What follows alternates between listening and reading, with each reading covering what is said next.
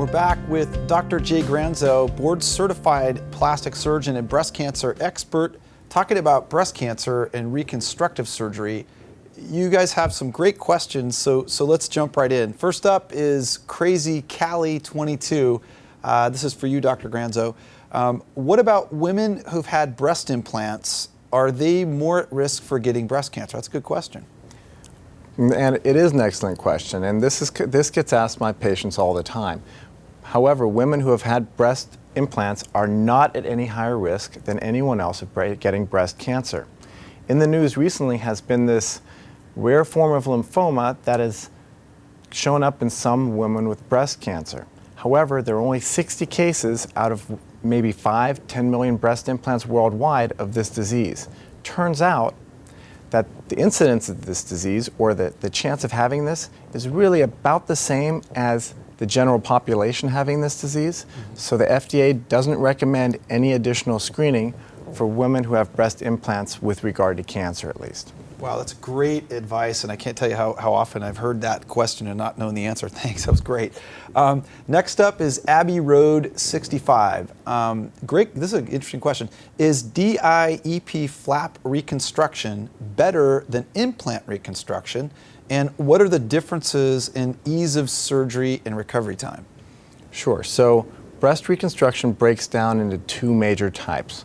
One is using an implant for reconstruction. The other is using your own tissue. DIEP flap breast reconstruction, which happens to be my favorite type of breast reconstruction, uses your own tissue. Take tissue wherever you have it extra, meaning maybe in your belly. We can take a tummy tuck and turn that tissue into a breast reconstruction like we showed before. We can turn the cancer operation into an aesthetic operation and get someone looking hopefully even better than they did before the procedure. Implants are also a good option for women who maybe don't have as much tissue on their own, or also like the look of breast implants and maybe have had them before as well. Wow, that's really neat. I'm always amazed at reconstructive plastic surgeons, how creative they are, and they're treating the disease and they're also making you look better. That's amazing. Next up is Lucas 29. How soon after reconstructive surgery can I resume normal activities? That's a great question. It depends on the reconstructive surgery that you've had. However, typically, with my patients, the day you get home from the hospital, I'll have you doing normal things around the house, meaning you can do internet, walk around. I don't want you in bed. I want you to be having relatively normal activity around the house. Now, weightlifting, scuba diving, surfing, mountain climbing, we'll put off for about 4 to 6 weeks, maybe 6 weeks, and yoga, golf, and tennis, maybe even 6 to 8 weeks. I've had patients doing all these things. I've even had a patient chop wood after a breast reconstruction before, but I'd rather you put that off first. All right. Next up, Looney Lisa. I think I know Looney Lisa. Lost my nipple because of breast cancer. What can a plastic surgeon do to fix that? We have many options for breast reconstruction, nipple reconstruction specifically. Typically, we use your own tissue, and we specially do a procedure to fold that tissue up and make it into a new nipple.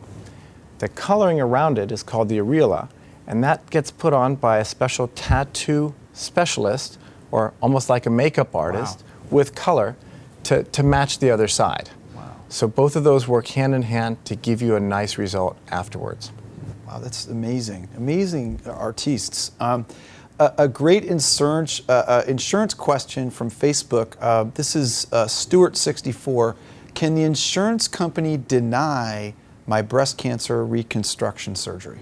Well, federal law passed in 1998 requires insurance companies to cover breast reconstruction surgery if they cover surgery for treatment of breast cancer, meaning that the choice of reconstruction is yours and your doctor's, not your insurance companies.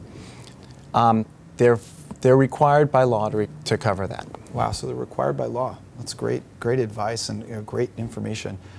Next up is DILAMP. What if I was exposed to radiation from chest x-rays when I was younger, and does that affect my chances of getting breast cancer later in life? Really good question. Well, some studies have actually shown that radiation in the form of chest x-rays, especially many chest x-rays, in younger years. And previously, chest x-rays delivered more radiation than they do now, so they were less safe. But the chances are higher of you having breast cancer by a little bit if you've had those x-rays. Make sure you do weekly self-screening like we've talked about before, and also see your doctor if there are any suspicious changes in your breast. Good stuff. Next up, Adam66. What tests do you, the doctor, do to get a definitive diagnosis to know if it's breast cancer and determine what stage it is? Excellent question.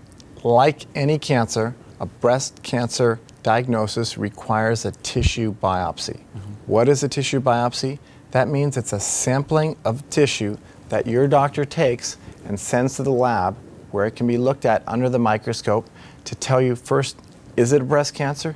And second, what type of breast cancer is it? They run additional tests for hormone markers especially that can guide chemotherapy, radiation, and surgical treatment as well. Wow. So the tissue diagnosis is what determines what type of therapy that we use for the breast cancer, whether it's surgery or chemotherapy, et cetera. So great question. Next up, BakerMan33.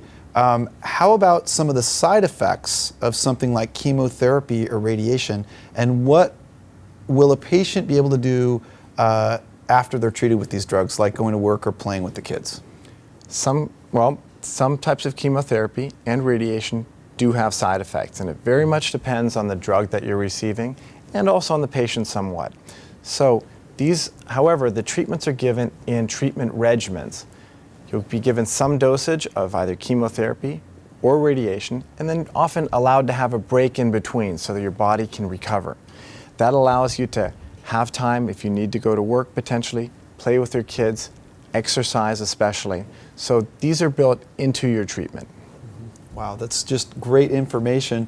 Thank you so much for joining us, Dr. Granzow. That was incredible information about the diagnosis, treatment, and prevention even of breast cancer. If you missed any of today's show, please go to MD-VOD at emPOWERme.tv and get all this great information from literally an international expert on breast cancer, Dr. Jay Granzow. Thank you so much for joining us. This was outstanding. Thank you, John.